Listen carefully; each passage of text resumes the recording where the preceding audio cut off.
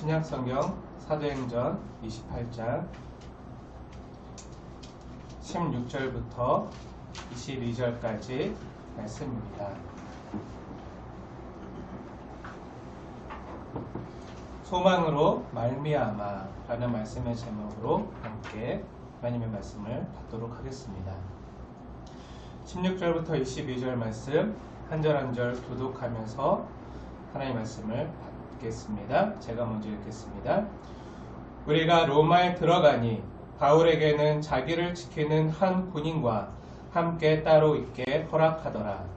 사흘 바울이 유대인 중 높은 사람들을 청하여 그들이 모인 후에 이르되, 여러분 형제들아, 내가 이스라엘 백성이나 우리 조상의 반습을 대척한 일이 없는데 예루살렘에서 로마인의 손에 죄수로 내준 바 되었으니 로마인은 나를 신문하여 죽일 제목이 없으므로 석방하려 하였으나 유대인들이 반대하기로 내가 마지못하여 가이사에게 상소하며 내 민족을 고발하려는 것이 아니니라. 이러므로 너희를 보고 함께 이야기하려고 청하였으니 이스라엘의 소망으로 말미암아 내가 이 쇠사슬에 매인 바 되었노라. 그들이 이르되, 우리가 유대에서 내게 대한 편지도 받은 일이 없고 또 형제 중 누가 와서 내게 대하여 좋지 못한 것을 전하든지 이야기한 일도 없느니라. 함께 읽겠습니다. 이에 우리가 너의 사상이 어떠한가 듣고자 하니 이 파에 대하여는 어디서든지 반대를 받는 줄 알기 때문이라 하더라. 아멘. 소망으로 말미암아 라는 말씀의 제목으로 하나님의 말씀을 받겠습니다. 먼저 사랑하는 성도님들께 권면과 감사의 말씀을 드립니다. 많은 성도님들께서 계속되는 코로나의 상황 때문에 댁에서 또 있는 곳에서 비대면 온라인으로 예배를 드리면서 많이 힘들어하고 계심을 잘 알고 있습니다. 그럼에도 불구하고 최선을 다해서 계신 곳에서 영과 진리로 예배해 주시니 이에 깊은 감사를 드립니다. 많은 성도님들께서 너무나도 예배당에 나와서 예배 드리고 싶고 또 서로의 얼굴을 보고 싶은 마음을 너무 잘 알고 있고 또 그런 요청이 많음에도 불구하고 사랑하는 지체들을 위해서 또 이웃의 안전을 위해서 내가 한국교회라는 인식을 가지시고 방역에 최선을 다해 주시고 또 이를 실천하기 위해서 굉장히 힘들고 어려운 중에도 비대면 예배에 동참해 주심을 감사를 드립니다. 힘든 상황이지만 오늘 말씀의 제목과 같이 소망으로 말미암아 이겨낼 수 있음에 또한 주님께 감사를 올려드립니다. 곧 주님께서 우리에게 일반 은총 가운데 허락하신 그런 치료제와 또 백신이 보급되어지고 또 코로나 상황이 정상화되면 다시 이전처럼 아니 이전보다 더 뜨겁게 주님 앞에 나와서 말씀과 기도로 교제하면서 서로 간의 애틋함과 사랑을 확인하고 또 나누게 될 줄로 믿습니다. 오늘 말씀의 제목이 소망으로 말미암아인데요. 새 소망 있으십니까? 성도님들께서 저기 뒤에 현금함에 각자 개인적으로 오셔서 기도 제목, 새 소망을 적으셔서 현금함에 넣어주시고 가신 분들 감사를 드리고 제가 하나하나 보면서 기도하고 있습니다. 아직 못하신 분들이 있다면 그냥 하얀 종이에 새 소망이나 가족을 위한 어떤 기도 제목들 바라는 일들을 적어서 넣어주시면 제가 작년과 같이 그래도 품고 기도하도록 하겠습니다. 사랑하는 여러분, 우리는 지난주에 바울이 드디어 이와 같이 로마로 가니라 라는 말씀을 함께 나누면서 아비오 광장과 또 트레이스 타베르네까지 바울을 맞으러 찾아 내려왔던 그 로마의 형제들을 보고 바울이 하나님께 감사하면서 담대한 마음을 얻어 로마로 당당히 들어가는 장면을 보았습니다. 이와 같은 장면을 기록한 성령님께서는 이것을 성경에 기록하게 하신 의도가 뭐라 그랬죠? 로마로 들어가는 바울의 모습이 비록 겉모습은 초라한 제수의 모습이지만 하나님께서는 바울을 그리스도의 대사로 그리고 개선 장군처럼 여겨주시고 도와주고 계심을 우리는 함께 보았습니다. 사랑하는 여러분, 바울이 드디어 로마에 들어가게 됩니다. 16절 말씀 함께 읽겠습니다. 16절 시작. 우리가 로마에 들어가니 바울에게는 자기를 지키는 한 군인과 함께 따로 있게 허락하더라. 아멘. 바울은 하나님의 약속대로 분명히 로마에 들어가게 됩니다. 하나님의 약속이 성취되어지는 순간이죠.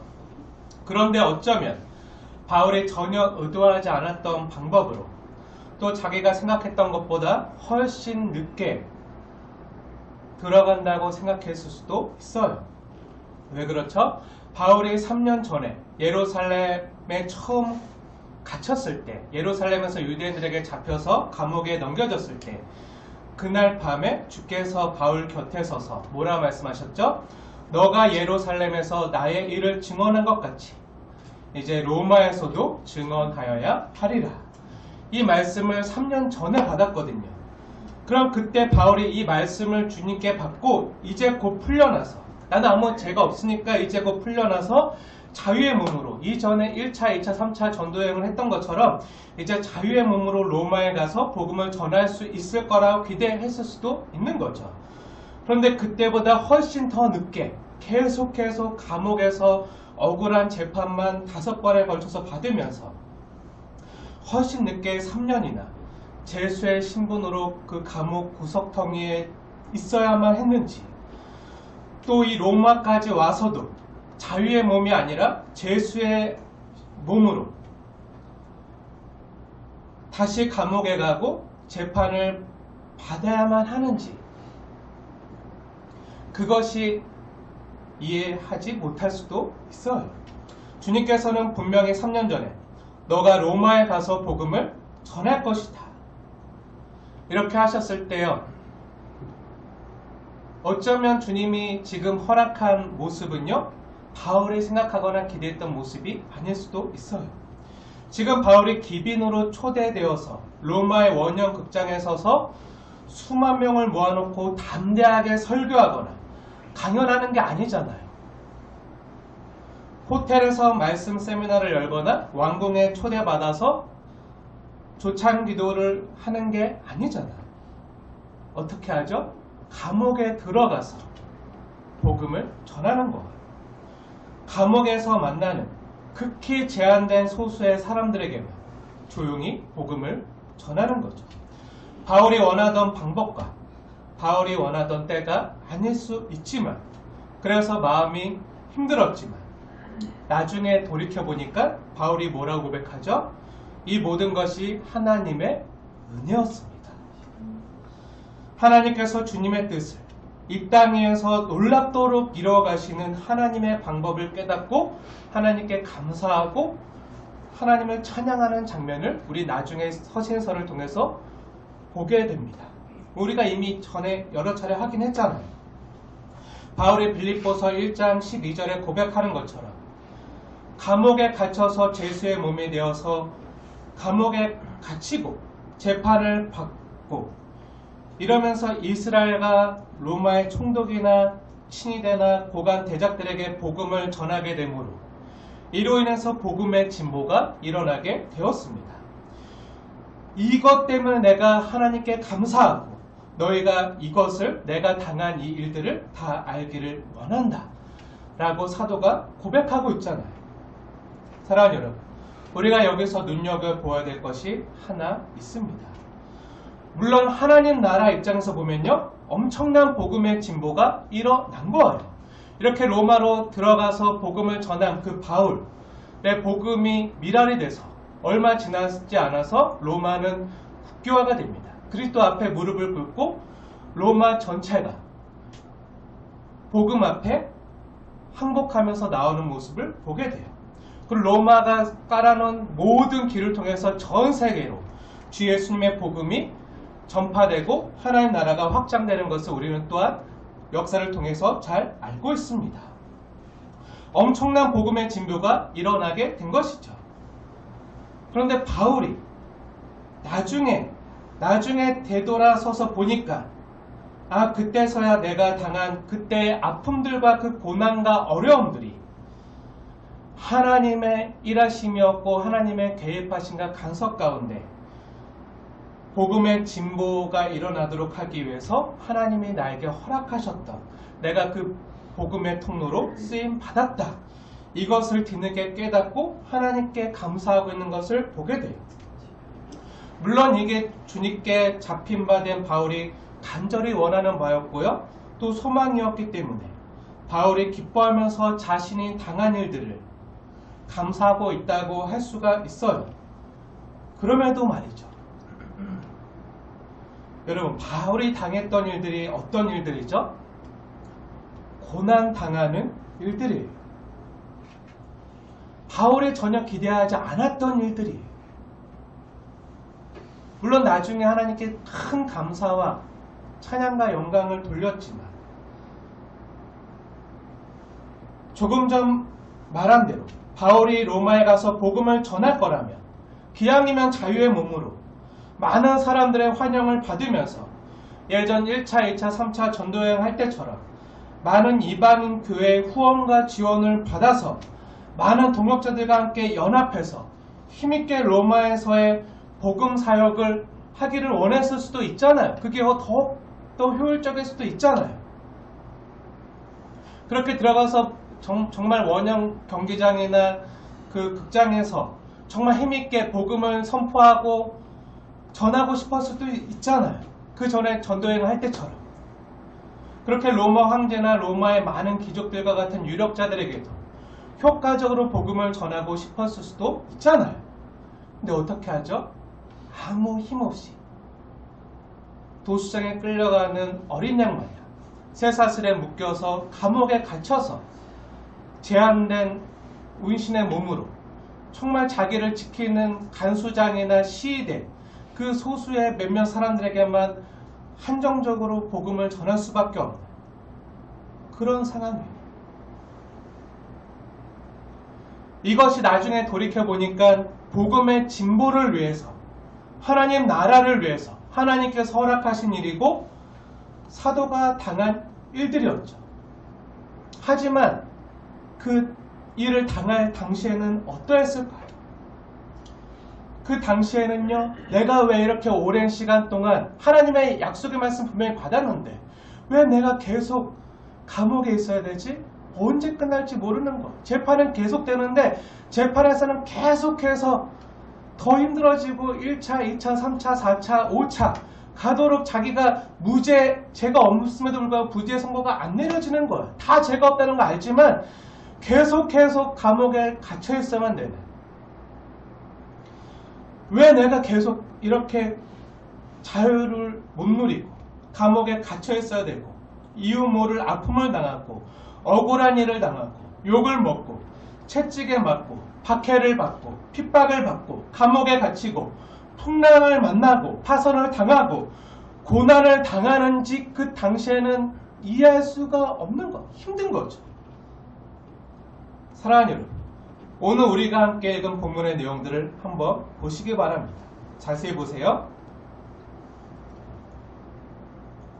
17절부터 보면요, 바울이 로마에 가서 유대인들을 모아놓고 그들에게 자신이 지금까지 당한 일들을 말해주고 있잖아요.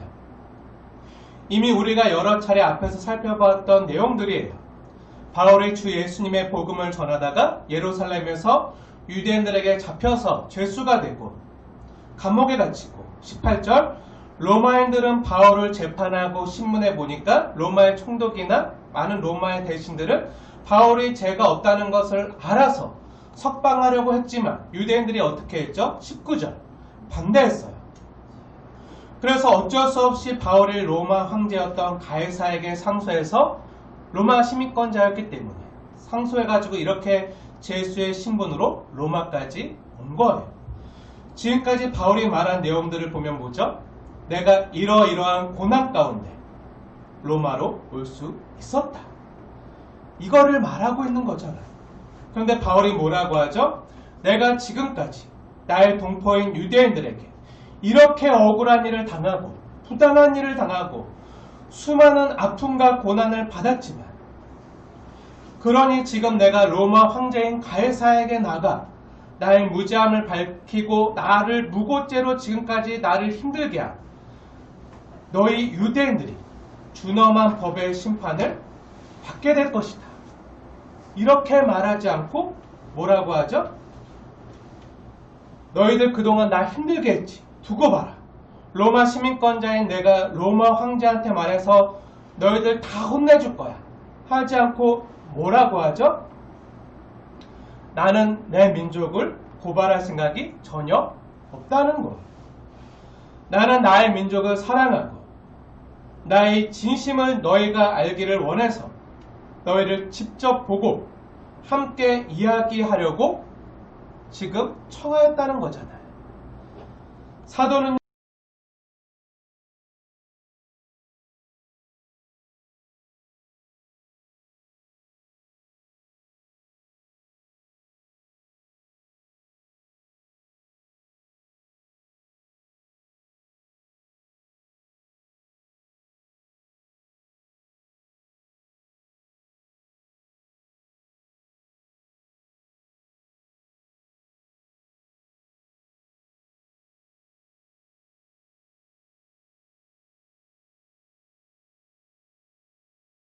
뭐죠? 바로 이어지는 내용이에요. 내가 지금까지 이런 일들을 당한 것이 뭐라고 하죠? 너희들 때문이 아니라 뭐라고 하죠? 모두 이스라엘의 소망으로 말미암음이다 라고 고백을 해요. 소망으로 말미암아 내가 이 쇠사슬에 매인바 되었노라 라고 전혀 예상치도 못했던 발언을 하고 있는 거죠. 소망으로 말미암아 내가 쇠사슬에 매었노라. 이 말을 바꿔 말하면 뭐죠? 쉽게 말하면 뭐죠? 내가 소망으로 말미암아 내가 고난을 당하노라. 이렇게 말할 수 있어요. 사랑하는 여러분, 어찌 보면요 사도행전의 원저자가 되시는 성령 하나님께서는 바울의 삶과 행적을 통해서 예수 잘 믿고 복음을 전하며 말씀대로 살며 행복해진다거나 건강해진다거나 부자가 된다거나 자녀들이 잘 된다는 이야기를 하고 있지 않다는 것을 우리는 사도행전을 읽으면서 알게 됩니다. 어찌 보면 우리가 기대하고 있는 것과는 전혀 다른 내용들이죠.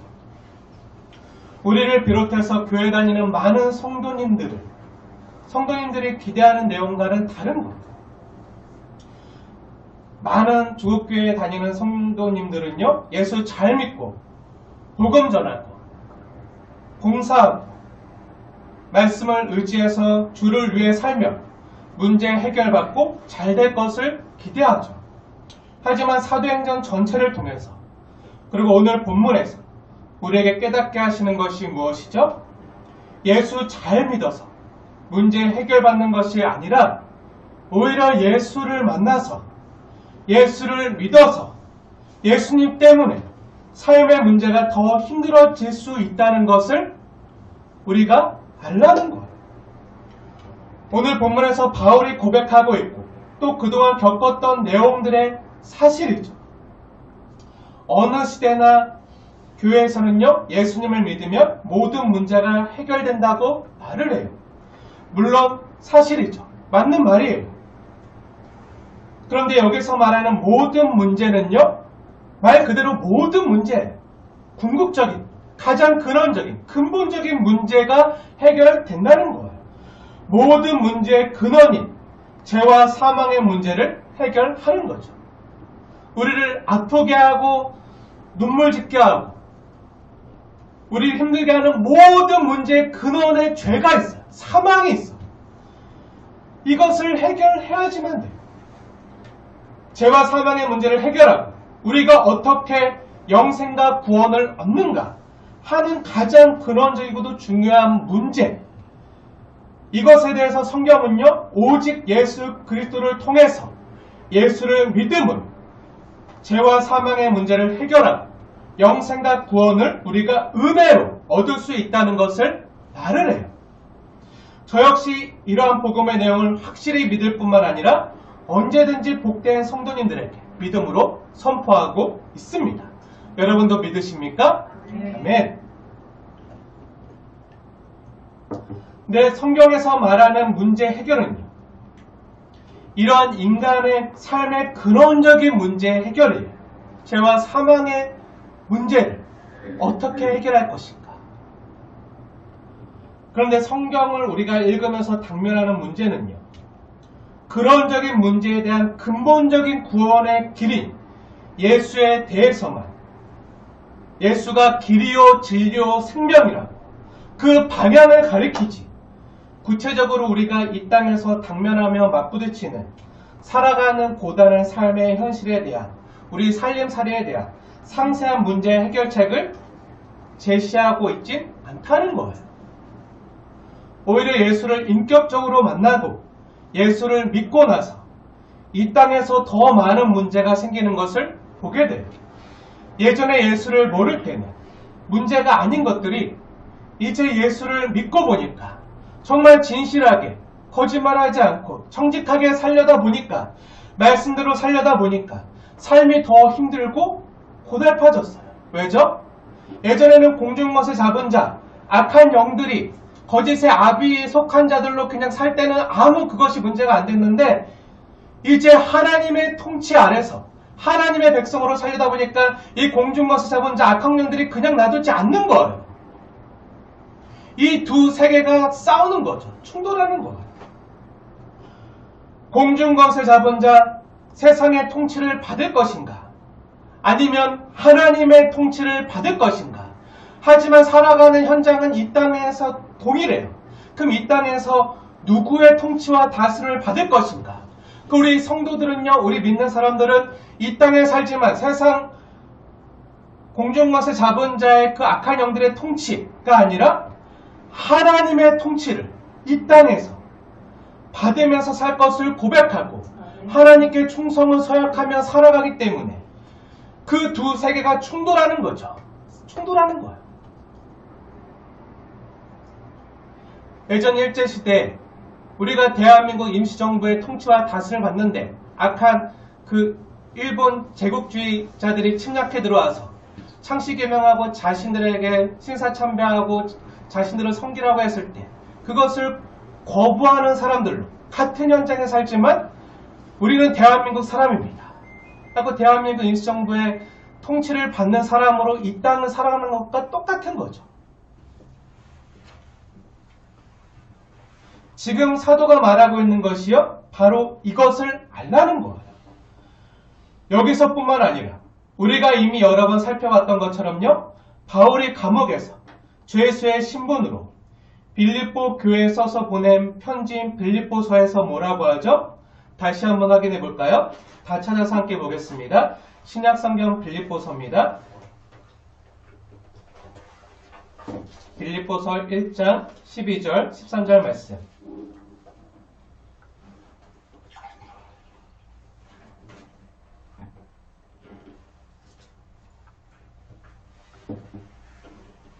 함께 읽겠습니다. 시작. 형제들아, 내가 당한 일이 도리어 복음 전파의 진전이 된 줄을 너희가 알기를 원하노라. 이러므로 나의 매임이 그리스도 안에서 모든 시대 안과 그 밖의 모든 사람에게 나타났으니. 아멘. 자신이 쇠사슬에 매인 것이, 감옥에 갇힌 것이, 고난을 받는 것이, 그래서 감옥 안에서 시위대를 만나는 것. 시위대는 친위대거든요. 로마 황제의 친위대.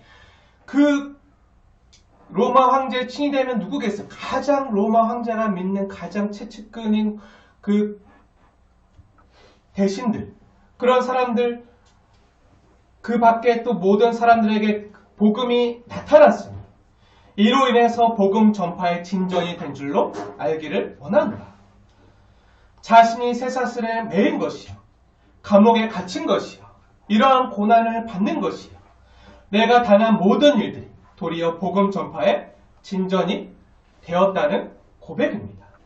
그리고 복음을 위해서 이와 같은 일을 당하는 바울의 신앙 이해를 엿볼 수 있는 말씀이요. 2장 넘기면 나오는데요. 우리 함께 빌립보서 3장 10절과 11절 말씀 보도록 하겠습니다. 다 함께 찾아서 함께 읽겠습니다. 빌립보 3장 10절 11절 말씀 시작. 내가 그리스도와 그 부활의 권능과 그 고난에 참여함을 알고자 하여 그 죽으심을 본받아 어떻게 해서든지 죽은 자 가운데서 부활에 이르려 하노니. 아멘.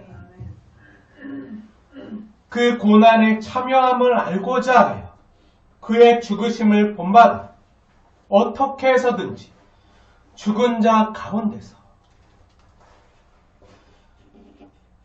제가 늘 마음에 품고 있는 말씀이기도 한데요. 사도가 이 말을 하고 있는 상황에서의 현실이 뭐죠? 지금 사도가 당하고 있는 현실이 뭐죠? 11절 말씀 자세히 보세요. 죽은 자 가운데서가 지금 삶의 현실인 거예요. 지금 믿음의 사람이 지금 당하고 있는 현실이 죽은 자 가운데서가 이 땅의 현실인 거죠. 이게 성도의 현실이에요. 우리는 궁극적으로 우리의 간절한 소망인 부활에 반드시 이를 것입니다만 그것은 우리의 인생이 끝난 다음이거나 주님이 다시 오셔서 시작되는 완성된 하나님 나라의 현실이고요. 이미 시작되었지만 아직 소망의 완성에 이르지 않은 이 땅에서의 성도의 현실은요. 그의 죽으심을 본받는 자리예요. 그것이 우리가 놓여진 성도의 자리입니다. 그래서 어떻게 해서든지 죽은 자 가운데서가 성도가 이 땅에서 겪는 잔인한 현실의 자리라는 것을 기억하라는 거예요. 사랑하는 여러분, 여러분이 겪는 현실은 어떠하십니까? 예수를 믿어요. 예수를 믿지만 예수 안에서 하나님 나라를 누리고픈 소망이 있지만 우리가 이 땅에서 경험하는 것은요. 늘 천국이 아닐 때가 있잖아요. 그 반대인 경우도 많아요. 각자 아픔이 있고요. 또 상처가 있고 눈물이 있어요. 소망을 품고 살지만 아픔은 지금 당장 느껴지는데 약속의 성취는 너무 멀게만 느껴져요. 현실은 가깝고요. 소망은 먼 거예요. 이 병에서 낫기를 바라지만 당장은 너무 아픈 거, 고통이 심한 거. 그래서 사람들이 어떻게 하죠? 멀리 있는 소망보다 멀리 있는 소망, 그 약속이 이루어지는 성취보다 당장 내 손에 쥐어지는 현실의 낯을 더 많이 찾는 것 같아요. 그래서 오늘날 많은 현대인들이 말하는 이생망이 뭐죠? 어차피 이번 생은 망했으니. 네, 이생망. 네, 정말 많이 나와요. 네, 몰라도 되는 말인데 너무 많이 쓰니까 너무 자주적인 그 젊은이들의 말들, 이생망, 욜로, 소확, 어차피 이번 생은 망했으니 욜로나 소확행을 즐기자 라는 단어들이나 표현들이요. 너무나도 쉽게 매스컴을 통해서 들려서 이제 너무나도 상투적인 표현이 돼버렸어요. 이런 말들을 받아들이기 쉽진 않지만 이해와 공감이 돼요. 얼마나 삶이 힘들고 희망이 없으면 이런 자주 섞인 말들을 내뱉는가 생각하면요. 가슴 한편이 아리거나 먹먹해지기도 해요. 이러한 세상을 품고 기도하고 빛과 소금 된 우리가 섬길 수 있는 것이 무엇이 있는지 찾아야 하겠지만 그래서 그들에게 하나님 나라의 대안을 제시해야 하겠지만 하지만 우리 믿는 성도들은요. 그에 앞서 세상과 다름을 보여야 돼요. 똑같이 세상 사람들과 같은 현실과 같은 땅에 살기 때문에 같은 아픔과 어려움을 느끼지만 세상 사람들보다 더 많은 영적인 전쟁 가운데 더 많은 핍박과 박해와 어려움을 느끼지만, 터와 아프고 힘들지만 전혀 다르게 이겨내는 모습을 보여야 돼요. 그래야지 제시할 수가 있잖아요. 세상은요, 현실의 아픔을 잊기 위해서 쾌락과 당장 손에 잡히는 즐거움을 쫓지만, 우리 믿음의 성도들은요, 바울이 고백한 것과 같이 어떡하죠? 어떻게 할지 몰라서 어떡하죠?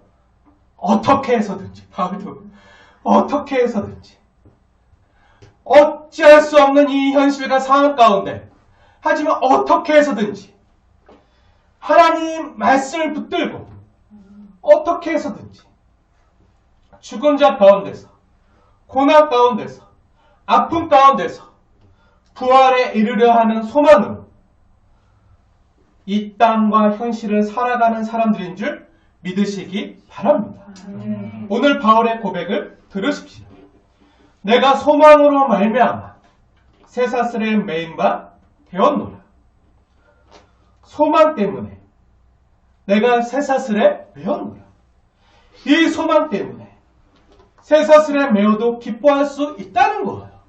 이 소망 때문에 고난을 당해도 기뻐할 수 있다는 거죠. 그래서 바울이 교회들에게 수많은 서신서들을 써서 보내면서 고난 중에도 기뻐하고 즐거워하고 그렇게 수없이 말하고 있잖아요. 그럼요, 바울은 어지간히 맞아도 안 아파서 그렇게 얘기하는 겁니까? 아니죠. 맞아보니까 에이 맞을만 하니 괜찮네, 맞을만 하네. 네, 메조키스트입니까? 아니죠. 이상한 거죠. 고난이 오면 오라, 고난이 올 테면 오라, 다 받아주겠다. 그래서 고난이 오면 막 기뻐하고, 고난이 오면 오 감사합니다. 하나님이 나를 사랑하셔서 나를 정금같이 만드시려고, 나를 연단시키셔서 나를 더 귀하게 사용하시려고 그렇게 날 귀하게 여겨주시니 감사합니다 하고 막 가슴이 벅차올라서 견딜 수 없는 행복감을 가지고 고난을 환영하는 겁니까? 고난아 다 오라, 세상의 모든 고난이여 다 내게로 오라, 이런 거나요? 아니죠.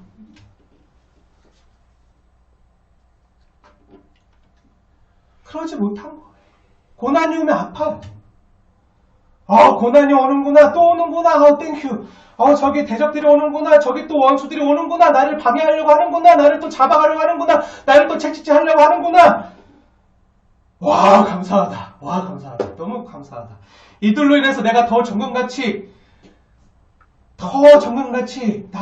나아가겠구나. 할 사람 있습니까?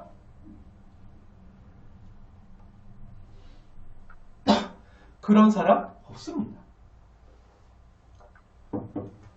아무리 훌륭한 목회자고요, 사도를 할지라도요,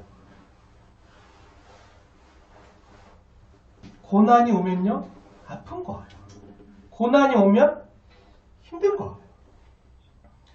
만약에 아픔과 고난과 그런 힘든 일들이 왔는데, 와, 감사하다, 와, 행복하다 막 하면요, 뭔가 심각한 정서 장애가 있는 사람일지도 몰라요. 자기 자신 한번 돌아보세요. 아픈 건 아픈 거예요. 아프면 눈물 나요. 아프면 때로는 정말 힘들게 아프면요, 덜 아프면 막 악다구니도 써요. 하나님 왜 이게 뭡니까? 막 진짜 아프면요, 이런 말도 못해요. 말할 기운도 없어요. 방금 한숨 들으셨습니까? 이 말밖에 할 게 없는 거예요.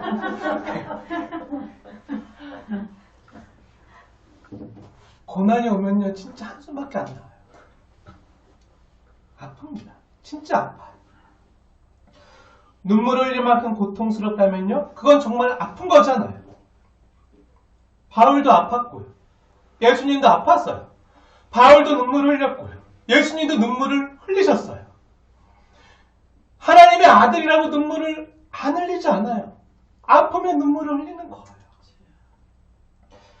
그리고 예수를 믿는 우리도 똑같이 아플 수 있습니다. 하지만 바울이 왜 이렇게 말하는 거죠? 바울이 붙들고 있는 소망이 도대체 무엇이길래 쇠사슬에 매어도요, 억울한 일을 당해도요, 아파도요, 고난을 당해도요, 담대히 갈 수 있는 것입니까? 다시 한번 오늘 사도행전 본문을 보겠습니다. 오늘 본문에서 바울이 말하고 있는 이스라엘의 소망이 뭐죠? 이스라엘을 해방할 메시아예요. 메시아를 다 기다리고 있는 거죠. 자신들을 힘들게 하고 억압하고 고통스럽게 하는 모든 문제로부터 자신들을 구원할 구원자가 온다는 거예요. 이스라엘은 오직 자신들을 정치적으로 해방시켜주고 경제적으로 잘 살게 할, 배부르게 할 그런 메시아를 기다렸어요. 그러나 정작 메시아이신 예수가 오셨을 때는요, 어떡하죠? 그분을 십자가에 못 박고 말아요. 왜죠? 메시아관이 다르기 때문이에요. 성경에서 말하는 메시아관이 아니라 세속적이고 욕망에 사로잡힌 이 세상의 메시아관으로 예수를 바라보았기 때문에 예수를 십자가에 못 박은 거죠. 여러분, 우리가 잘 알고 있잖아요. 예수님께서 종려 주일에 그 예루살렘 성에 어린 나귀 새끼를 타고 입성하실 때 많은 사람들이 와 호산나 다윗의 자손이여 우리를 구원하소서 하면서 막 종려나무까지 흔들면서 막 자기 옷가지를 바다에 깔고 막 환영했잖아요. 왕으로 우리를 이 로마의 압제로부터 우리를 해방하고 구원할 자, 그리고 우리를 잘 살게 할 그런 메시아로 다윗의 자손으로 그런 권력을 가진 그런 힘을 가진 그런 정복의 왕으로 그렇게 막 환호했는데 그들이 어떻게 돌변하죠? 불과 3, 4일이 안 돼서 그 예수를 십자가에 못 박아요. 그를 없이하라. 그를 없애버려라. 하면서 막 그를 십자가에 못 박고 욕하는 장면을 우리는 너무 잘 알고 있잖아요.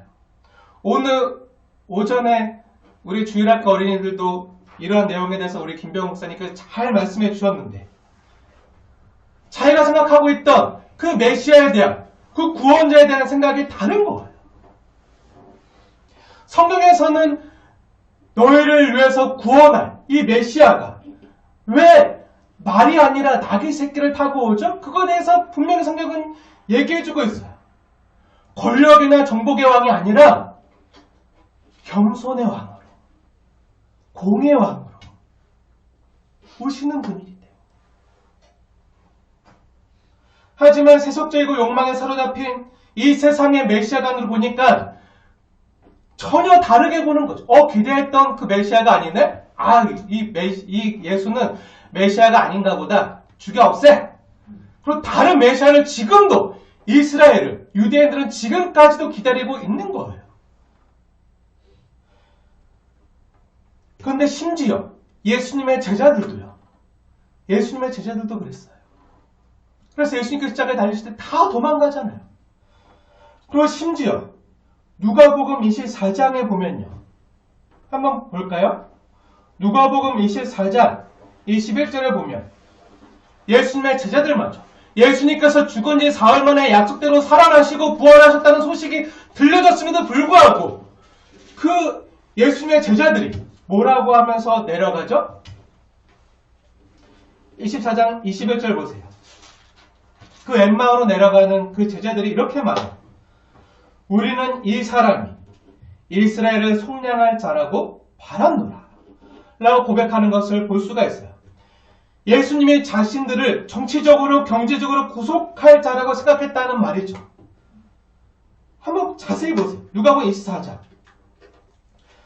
이런 고백을 하면서 엠마오로 내려가는 두 제자를 향해서 예수님께서 뭐라고 말하죠?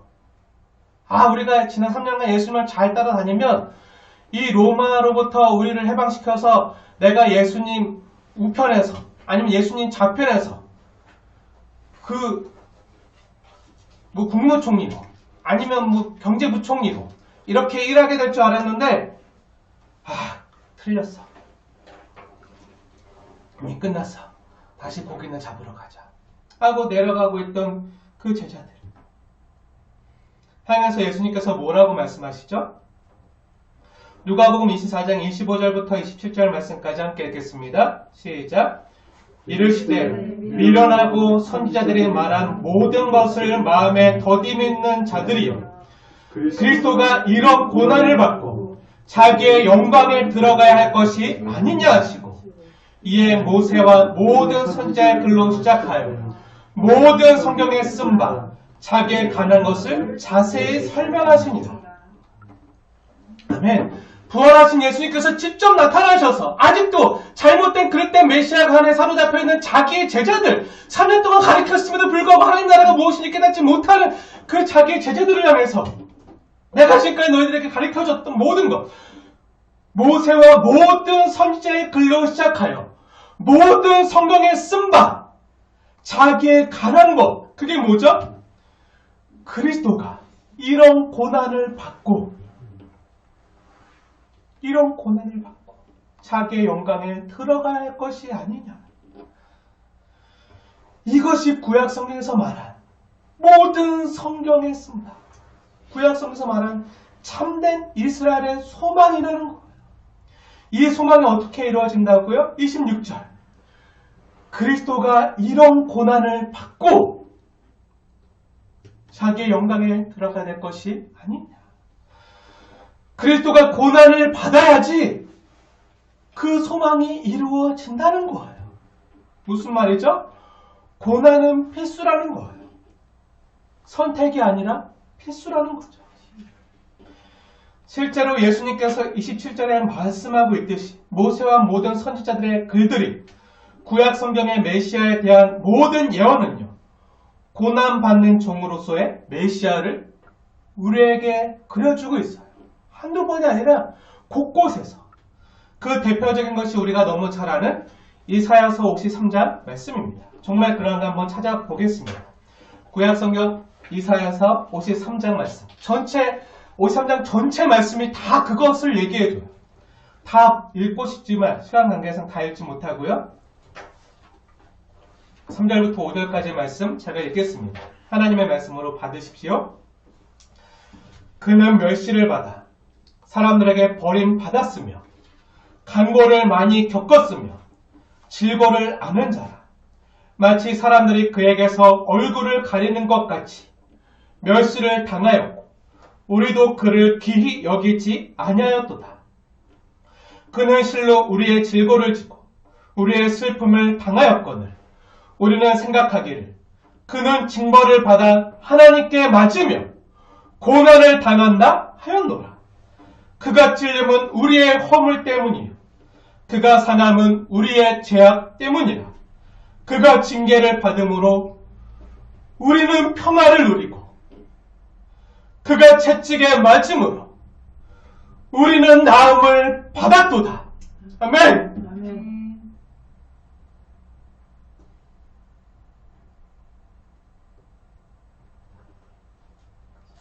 그가 징계를 받음으로 그가 고난을 당함으로 그가 채찍에 맞음으로 우리가 소망을 얻었다는 거예요. 우리가 평화를 누리고 우리가 나음을 얻는 예수님의 대속 사건, 그가 우리 죄를 위해서 고난을 받으셨다는 것이요, 성경 전체가 가르치는 매우 중요한 내용이에요. 그런데 그것 때문에 이 말씀의 또 다른 중요한 가르침의 외면을 바꿔내요. 바로 그가 우리의 대속을 위해서 고난과 징계를 받으셨다는 거죠. 그런데요, 감히 어떤 세력이요, 어떤 권세가 하나님의 아들을 끌고 가서 신문하고 처형할 수 있단 말입니까? 그런데도 당하셨어요.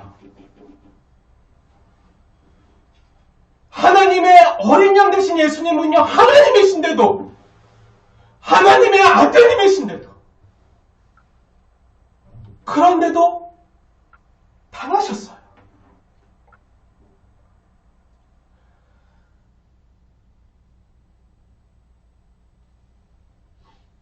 감히 하나님께 도대체 어떤 권세가 해를 입히고 과연 어떤 세상의 권세가 하나님을 신문하고 처형할 수 있겠습니까? 그런데도 하나님 스스로가 우리를 위해서 당하셨어요. 이것이 하나님이 받으셔야만 했던 고난입니다. 이것이 하나님이셨던 예수님께서 우리를 위해 대신 당하신 고난이에요. 사랑하는 여러분, 과연 어떤 세력이요, 어떤 권세가 사망이나 생명이나 천사들이나 권세자들이나 현재일이나 장래일이나 어떤 능력이요 하나님의 사랑 안에 있는 우리를 박해하고 힘들게 할 수 있단 말입니까? 그런데 우리가요, 우리 성도들이요, 이 땅에서 이러한 일들을 당해요. 우리 예수님께서 당하셨듯이 우리도 이 땅에서 당해요. 이것이 또한 성도가 이 땅에서 당하는 고난입니다. 그럼 우리 하나님께서 능력이 없어서 우리가 이런 일들을 당하는 것입니까? 아니죠. 그럼 우리 성도들은요, 우리 주 예수 그리스도 안에 있는 하나님의 사랑의 능력이 부족해서 우리가 이런 고난을 당하는 것입니까? 아닙니다. 결코 아니죠. 그럼 왜 당하는 것입니까? 왜 소망으로 말미암아 고난을 당하는 것입니까? 하나님이 능력이 없어서입니까? 아니죠. 하나님이 능력이 없어서도 아니에요. 하나님의 손이 짧아서도 아니에요. 세상의 권세가 하나님의 권세보다 커서도 아니에요. 하나님 아버지께서 하나님의 자녀된 우리를 사랑하지 않아서도 아님에도 왜 우리는 이 땅에서 이런 아픔과 고난의 눈물을 흘려야 하는 것입니까? 정말 믿음으로 살려고 하지만요, 아픔 가운데 있는 우리 사랑하는 성도들을 보면서 무릎으로 하나님께 나아가 정말 많이 묻고 따지면서 쏟아냈던 질문들이에요. 하나님, 정말 믿음으로 열심히 살려고 하는데 왜 이런 일들을 우리 성도들에게 허락하십니까? 정말 믿고 기도하면서 간구했는데 왜 이런 힘들고 어려운 일들을 계속 겪어야 됩니까? 지금까지 노력하면서 애써왔던 그 모든 일들은 무엇입니까? 하나님 말씀 믿고 지금까지 애써왔는데 왜 점점 나아져야 되는데 왜 점점 어려워지고 점점 더 힘들어지고 답이 안 보이고 점점 터널은 더 길 것만 같고 산을 넘었는데 더 큰 산이 앞에 가로막혀 있고 언제까지 이런 것들을 겪어야 됩니까? 정말 이해 못하는 상황을 만날 때가 많아요. 그러면 무릎으로 하나님께 나가는 거예요. 하나님이 능력의 하나님이신데, 만군의 주 여호와신데, 하나님 능력이 강하신데, 세상의 권세보다 크신데, 하나님의 능력이 없어서도 아니고 하나님 우리를 안 사랑해서도 아니고, 그런데 왜 우리는 이렇게 고난을 당해야 되나요? 아픔을 당해야 되나요? 정말 쉽게 이해되지 않아서요. 정말 오랫동안 이러한 의문이 풀리지 않아서요. 성경을 보고 또 보고 골방에서 하나님께 묻기도 하고 묻고 하다가 하나님께서 말씀을 통해서 깨닫게 하신 은혜의 말씀이 있었는데요. 마지막으로 함께 이 말씀을 나누면서 말씀을 마무리하려고 합니다. 오늘 본문과 연관된 말씀인데요. 히브리서 말씀입니다. 히브리서 5장 7절과 10절까지 말씀.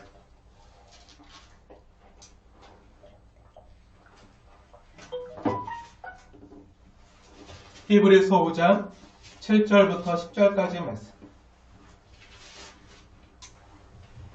함께 읽겠습니다. 하나님의 말씀으로 받으시면서 함께 봉독하겠습니다. 시작. 그는 육체에 계실 때 자기를 죽음에서 능히 구원하실 이에게 심한 통곡과 눈물로 간구와 소원을 올렸고 그의 경건하심으로 말미암아 들으심을 얻었느니라. 그가 아들이시면서도 받으신 고난으로 순종함을 배워서 온전하게 되셨은즉 자기에게 순종하는 모든 자에게 영원한 구원의 근원이 되시고 하나님께 멜기세덱의 반차를 따른 대지상이라 칭하심을 받으셨느니라. 아멘. 말씀을 자세히 보세요. 여기서 그는 누구죠? 그는이 누구죠? 그리스도, 예수님이세요. 그 하나님께서 그리스도가 육체에 계실 때 자기를 죽음에서 능히 구원하실 이에게 하늘의 아버지 성부 하나님이시죠.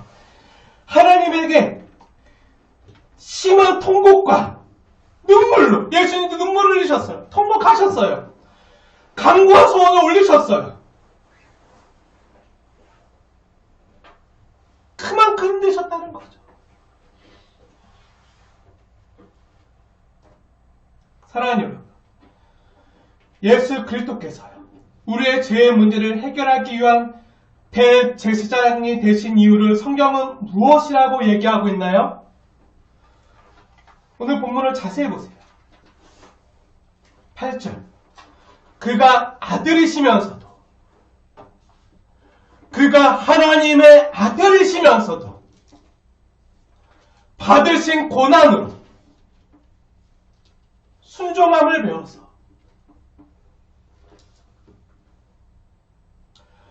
하나님의 아들이시면서도 받으신 고난.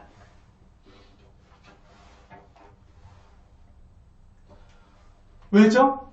우리가 반역하고 도망간 자리, 하나님을 대적하고 거스르는 자리에 친히 찾아오셔서 거기서 그가 아들이면서도 받으신 고난으로 아버지의 뜻을 순종하여 우리에게 아버지의 용서와 아버지의 사랑과 아버지의 끌어안음으로 하나님의 뜻을 이루신 거죠.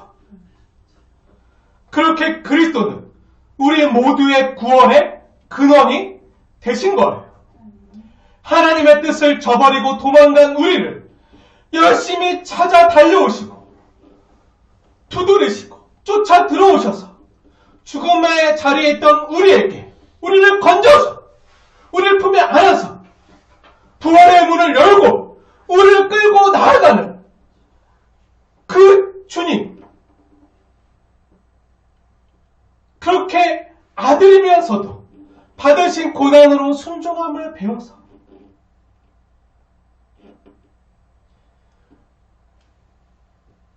그래서 얻은 것이 우리의 구원입니다. 우리가 한 것이 아니라 하나님의 아들이면서도 고난을 받으신, 죽기까지 순종하신 예수 그리스도를 통해서 우리가 구원을 받은 것이죠.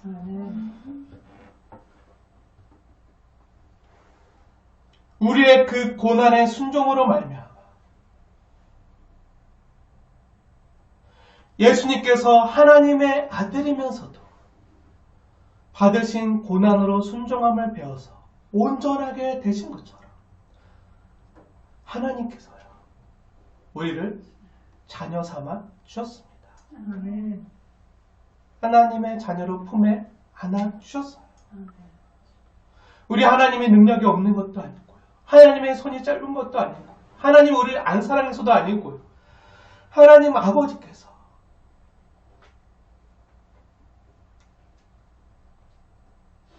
우리를 사랑하시기, 우리를 사랑하시는 것처럼 또 우리 주변에 있는 동료와 이웃들을 사랑하시기에 우리의 그 고난의 순종으로 말미암아 또 다른 동료와 이웃이 생명과 구원을 얻을 수 있는 길을 우리를 통해서 보여주는 거예요. 이게 얼마나 은혜입니까?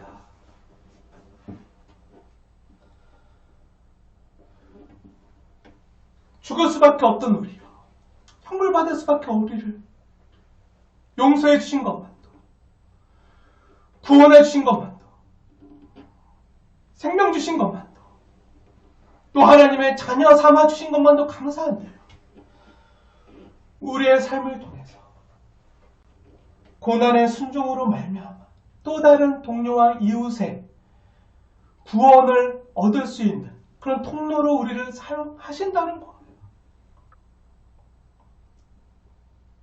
사랑하는 여러분, 예수를 십자가에 잡아 죽인 세상이요, 우리가 살아가는 이 땅의 현장입니다.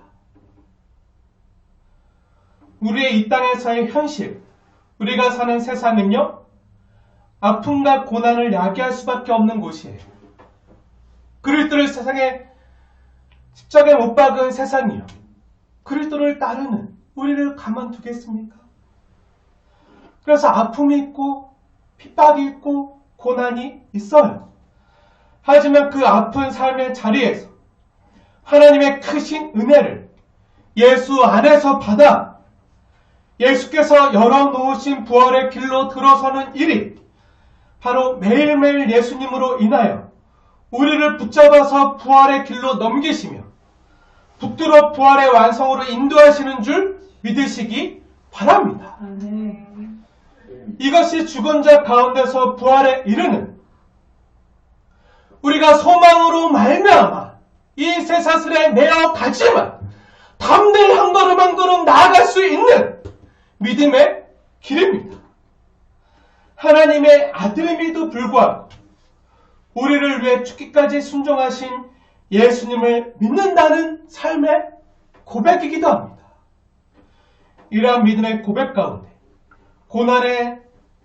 고난 중에도 순종함을 배워서 온전한 하나님의 자녀가 되는 저와 복된 성도 여러분 되어주시길 주님의 이름으로 축원을 드립니다. 아멘.